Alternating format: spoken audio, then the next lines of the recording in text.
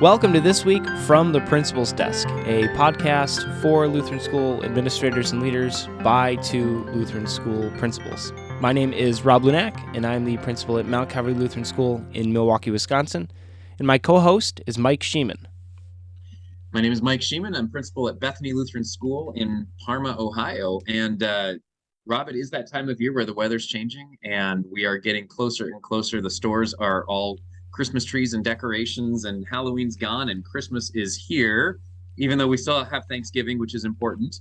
I'm sure everybody is deep into planning Christmas. So we thought we would maybe take this week and talk a little bit about some of the Christmas things that schools are doing, some of the things that we've had experience doing, and encourage people to think a little bit about this really important time, not just in the school year, but this vital time in the church year as we celebrate the birth of Jesus.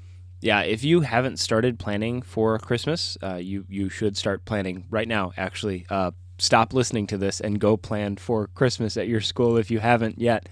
It's one of those things that for a lot of our families that have grown up in the church is something they really, really look forward to because they have these wonderful church traditions built around it and these wonderful family traditions built around it. But it's also one of those unique opportunities we have where people who are coming to your school maybe without a faith background still have a connection to Christmas. And so we have a foot in the door already, and we get to tie in the wonderful saving message of our faith story into that with people who maybe didn't have that experience before. Yeah, you're right. And I feel that this is a great time when people really are engaging. I think during Christmas, people tend to have more of an open heart or an open spirit to hearing the true Christmas message. And so I know a number of schools typically wrestle with the idea of should we be adding any kind of secular traditions to what we do? Is it okay to do Santa Claus in our schools? Is it okay to do elves and reindeer and all that kind of stuff and snowmen and or do we need to solely be focusing on the true meaning of Christmas? And I think there's a lot of different answers to that. Contextually, you're going to know your school better than anybody else. But my experience, I've always stayed away from that kind of stuff. I mean, if a teacher throws an elf on a bulletin board, I'm good with that. But when it comes to anything that we promote as a school, the world is really good at promoting their own worldly ideas. We have the most important mission to be sharing the love of God in Jesus. And so celebrating his birth for us is pivotal. So we don't do any kind of secular traditions at our school. We focus solely on the message of Jesus. How do you handle that at your school, Rob? It's kind of been varied based on the school I've been at the time. Some of them have done it that way. Some of them have been okay with the secular traditions, with the understanding that the secular traditions are not where our focus is. So a teacher had one of the elf on the shelf going around her classroom, and the parents really loved it, and the kids really loved it. And another teacher, same building, did shepherds instead. And so there was like a shepherd watching. And those little secular traditions, for a lot of our families, that's a tie-in, and we need to use that as an opportunity to talk about, okay, here's this tradition you have secularly, but here's this church tradition, and tie those in together, because for some of our families, the only time they interact with their church might be on Christmas. You might have families that only attend church on Christmas and Easter. You might have those families in your building, and so you can use that secular tradition as a stepping stone to, okay, yeah, we have this elf on the shelf, but really we're celebrating the birth of our Savior, right? And you can compare that and move that not to just his birth, but his death and resurrection for you, right? You can tie that all together for families. And so don't be afraid of those if that's already a culture you have established in your building. Don't be afraid to use those to further your message. Absolutely. And I think the point you're making here is really important that this could be the only time that families connect with a church or your Christian school, your Lutheran school at any point would be Christmas. And so one of the things I had a principal inspire me because a principal that I was blessed to serve with for a little while, she had Christmas was her favorite thing in the world. And she did this huge Christmas event at the school where the kids were all divided into 12 different scenes and people would walk from scene to scene. It was like a walking Christmas play, if you will. And every time a new group came to that scene, the kids would act it out. But it started with the story of creation and the fall into sin. And the second scene was therefore the prophets prophesying the Savior to come. And went through a whole bunch of different things to a live nativity, but the live nativity I think was only seen like nine because the scenes that followed were then, of course, Jesus and his death and resurrection. And so we went from creation to resurrection in the period of about half an hour, which was really cool. Parents got the whole story. But one of the things that she had as a vision, which was amazing, is if you can picture these big spotlights that shine miles high in the sky and rotate, that you usually see at like big downtown events or whatever.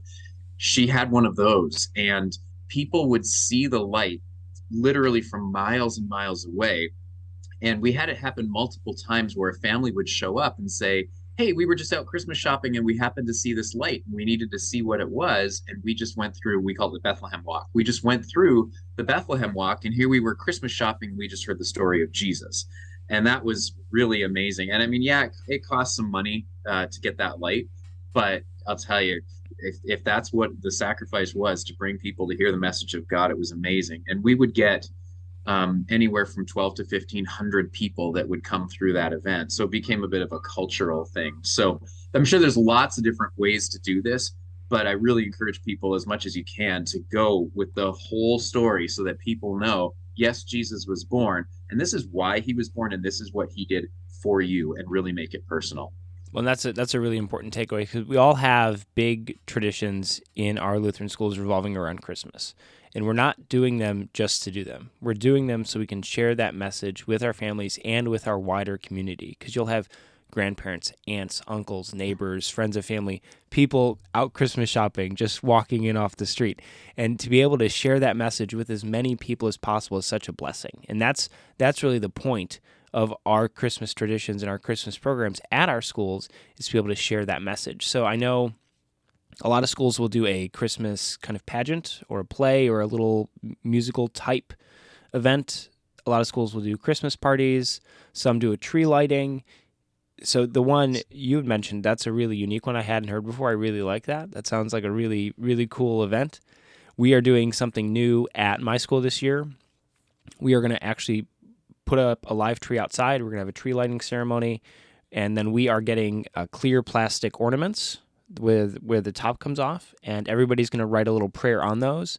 We're going to put those in the ornaments and then decorate the tree with our prayers, and then be able to share that wider message of our Christmas story with our community too. So that's, don't be afraid to take whatever mold your school has and change it a little bit. Now, you're obviously going to have to see if your culture is supportive of that change. Don't just change things to go change things. We could have a whole other episode on changing things in schools, right? But don't be afraid to tell the Christmas story in multiple ways. Just because your school does it one way doesn't mean you can't do it in a second way. Yeah, absolutely. And I think there's some side benefits too that we can talk about from doing the Christmas event. Obviously, any Christmas event, the focus is truly on that event and on the Christmas message. But there are some side benefits that you can really be aware of as you lead through Christmas events. And one of them, it is marketing to a degree, because people are going to be coming into your school. And so one of the things that you're going to want to have a look at is your school ready for Christmas? Is there decorations? Is there student work there? Because as people wander through, you're going to have not just relatives, hopefully you're going to have community members, community outreach, and it's an opportunity for people to see your school in action. So it is okay to have a little bit of a marketing table or some swag there. Not that that's a push by any stretch, but it is an opportunity when people say, "Hey, yeah, I've been in that school before. It was their Christmas thing," but your school can get out in front of that a little bit. The other side benefit that I'm experiencing right now here at Bethany, we are very blessed to have an incredibly strong church and school relationship here. And as we're looking to plan, we're already into planning next year's event. Yes, we've got events coming up in about a month, but we're looking 13 months out. And we've developed a committee that is comprised of both church and school people. And we're working together to plan ways that both the church and school together can do something huge for our community. And so there's a lot of great discussion going on there. But I have people that don't have kids in the school that are church members here. I've got parents on that committee. We've got some teachers that are going to be working together. And it's really bringing our ministry together as a whole. What an awesome side benefit. So even as you are, I'm sure, getting stressed out about Christmas events and thinking about all these things, there are some real blessings that come from hosting them as well. Yeah. Now, one of the things I don't think we've touched on yet is it's also a time to tap into the generosity of your community and the generosity of your families and the extended community there, because people are in a giving mood around Christmas. It's why we got bell ringers outside of grocery stores, and it's why people take their spare change and put it in those red little kettles, right?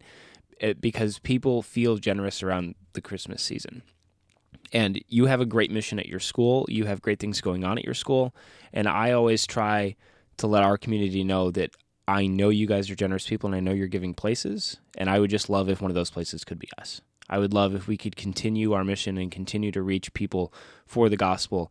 But that does sometimes cost money, right? Those lights you mentioned, those cost money. And that was a conscious choice a group made to say, hey, we're going to spend some money on this because we know it's going to have this benefit down the line. And don't be afraid to broach that topic delicately with people. Maybe it's as simple as you have a Christmas program and you pass an offering plate during intermission. That's what we did, and we brought in far and away our largest offering during the year during that Christmas program. Maybe you just have a wish list for teachers or a giving tree for parents and say, hey, teachers are looking for these things for their classrooms. Parent can take one off that tree and say, oh, I'd love to get this present for this teacher, right? So don't be afraid to tap into that generosity that's already in your community, especially during the Christmas season. Right. And the other way that people tend to be generous at Christmas is chances are you have a family or multiple families in your school that you know are struggling financially to put food on the table, or maybe they've gone through something in this past year that's been a trauma for them.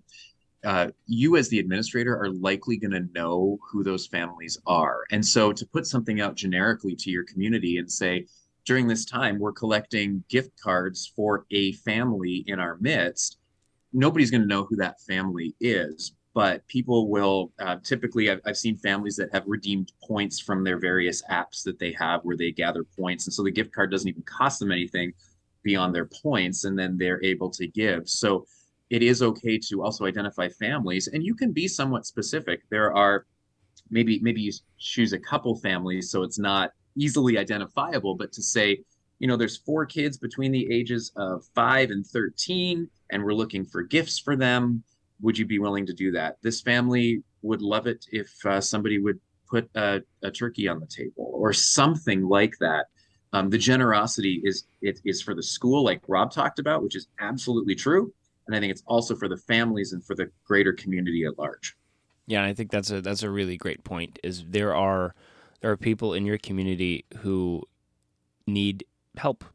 That's the thing about being in ministry is people are in different parts of their life, different parts of their journey, and sometimes those families don't want to just come to you and ask, right? And so if you can be a blessing to them and say, hey, I noticed you were struggling. We got you this as a gift. That can really make somebody's day.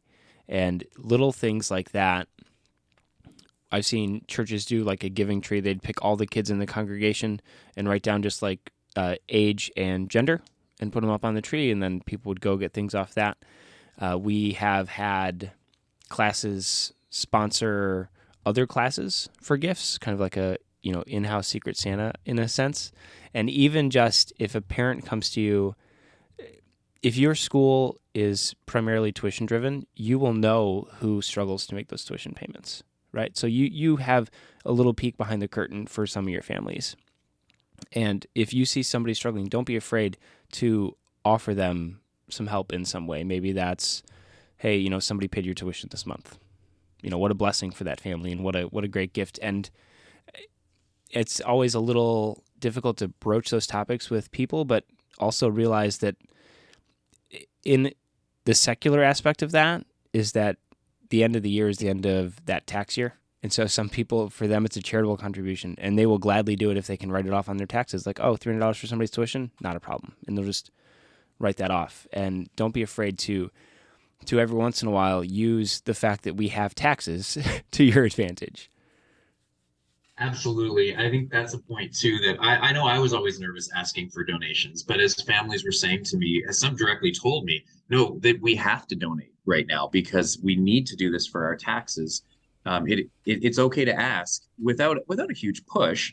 People will say no if they're going to say no, but that's okay.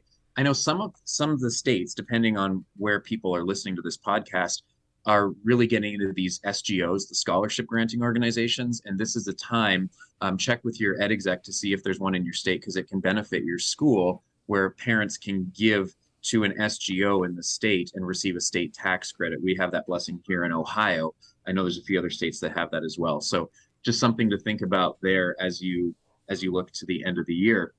But talking about supporting and loving people, as administrators, we are blessed to be able to do that with our staff. So, Rob, what do you guys do at Christmas with your staff, and how do you recognize them during that time? So we have two things we do. We have an in-building Christmas party that we'll do the last day of school before Christmas break. We usually have a half day that day. Kids dismiss at 11:30, and then we'll start the Christmas party as soon as all the kids are gone. We do a Secret Santa in the weeks leading up to that. You find out who your Secret Santa is. We have food and gifts, and then our larger association does a Christmas party for everybody in January because they know schools are busy in December, right? Trying to fit one more date on your calendar in December can be a little rough. So it's in January.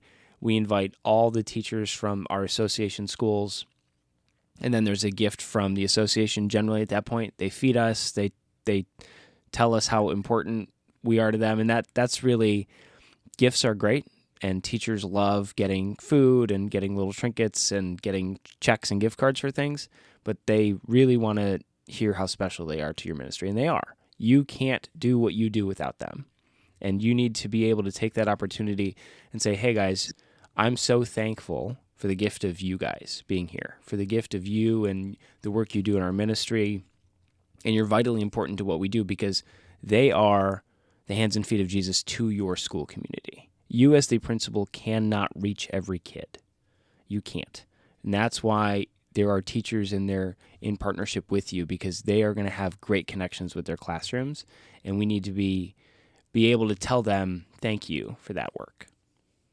Absolutely. And we do something similar where I've served at a few schools. One of the schools, the teachers were not it was not the party staff, so to speak. And so it was kind of like getting together was one more thing around the Christmas season. And so that wasn't going to bless them. So we chose not to do that. And they were actually thankful for it. I've been at other schools where if we would have done that, it would have been seen as well, why aren't we getting together? It's Christmas. This is what we do. But when I go ahead and do the budgeting for the school, I actually budget in money to get the teachers a gift, and the school board supports that because we know we don't pay our teachers what they could get at other places.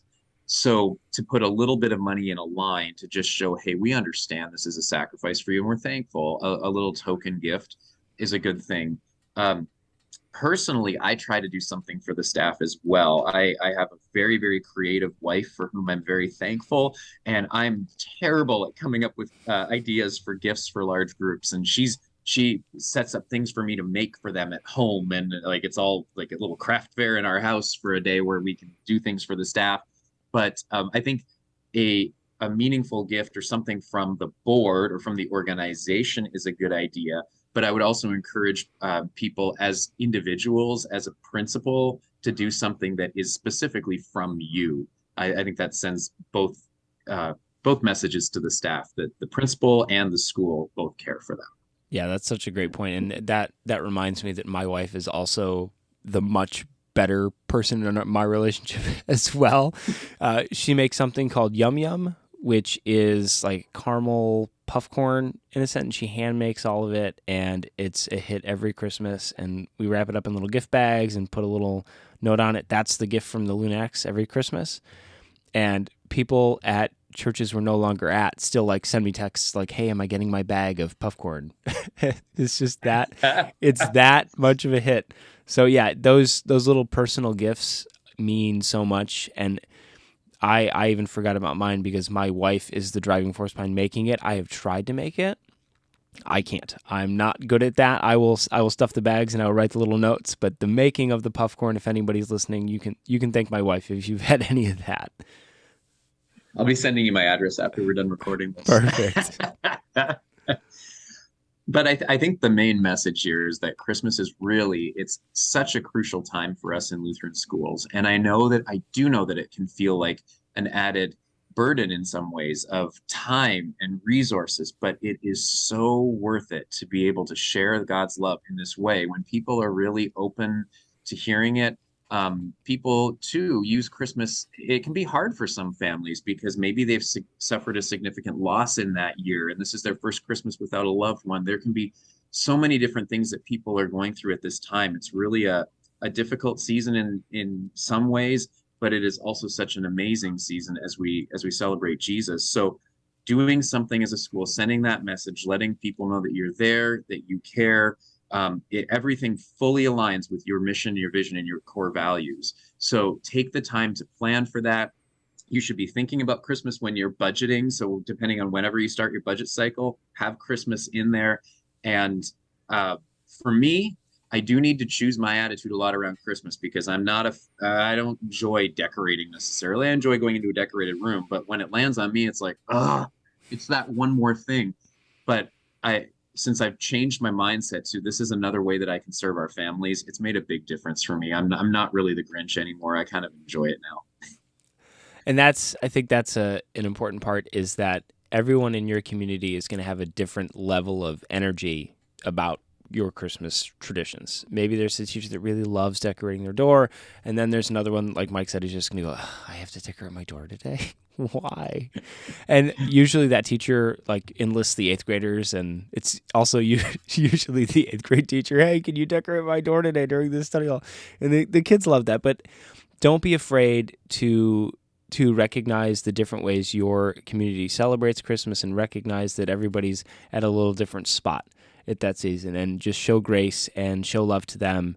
And also don't feel like if you're not doing all the things Mike and I are mentioning that you're somehow not doing enough, because every school has their own level of event with this type of stuff. And there's stuff Mike's doing that I'm not doing, and there's some stuff I'm doing that Mike's not doing. And there's plenty of stuff Mike and I would love to do, but we just don't know how it would fit into our calendar, right? With Christmas, there's always more you could do, and we can't get hung up in that. We got to instead focus on the fact that we're sharing the gospel message with our families. That's our focus. So no matter how many big flashy activities you have, no matter how many people you have show up at your events, the important part is that we have a Savior that was born for us, died for us, and rose again for us. And that's the message we hit throughout this entire season. Absolutely. And Rob, I think kind of a last point that I would really encourage people to consider is you are also a person with a family, with a life during the season, and it can be all consuming. And so even before it hits, I mean, we're recording this particular one, it's November 3rd today. Christmas is coming up in 8 weeks or 7 weeks already. I would encourage people to start looking at maybe what are some things that you and your family are going to do or you are personally going to do, and set some boundaries around that so that school doesn't consume who you are at the expense of your family, because we know our priorities are God is first, family is second, and our ministry is third. So I encourage administrators to really take some time to plan out and make sure that your priorities remain in order. Yeah, and also don't hesitate to tell your teachers that same thing and say, hey guys, we have a really busy time coming up, so you need to take time for you and for your family, and that's what comes first. I'll go so far as to build in time off leading up to that week where I say, okay, everybody just go do something else, right? Hey, we have early dismissal. Go spend time with your families, or go do your Christmas shopping, or go just, if you want to sit in your room and lesson plan for all of January, you can totally do that, but just kind of unstructured time so they can refresh and recharge, because while it's a joyous time, it can be a little bit of a draining time as well. Absolutely.